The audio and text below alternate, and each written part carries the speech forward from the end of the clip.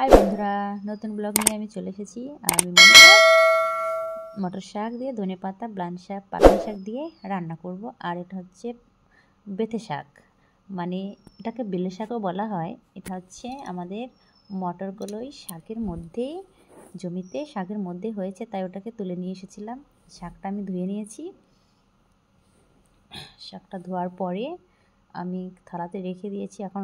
এখন মাছটাও ধুয়ে রেখে দিয়েছি। মাছটাও ধুয়ে রেখে দিলাম। এটা হচ্ছে বাটা মাছ। বাটা মাছ 4টে ছিল, কিন্তু 3টে নিয়েছি আর অর্ধেকটা রেখে দিয়েছি ঘরে, পরে খেয়ে নেব। আর এই তো শাকটা নিয়ে নিলাম, শাকটা দিয়ে দিলাম আস্তে করে। আমি আলু দিয়েছি, লঙ্কা দিয়েছি। এবার ঢেকে দিব।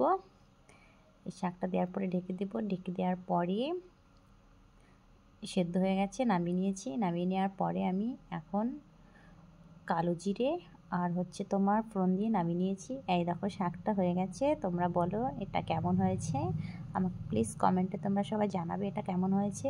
খেতে কিন্তু খুব সুন্দর, মানে এত স্বাদ, না খেলে মিস করবে। এভাবে রান্না করে খাবে, খুব স্বাদ। আর কিছু বললাম না তোমাদের, কেননা আমি ব্লগ একদমই কথা বলতে জানি না, যেটা বলো সেটাই।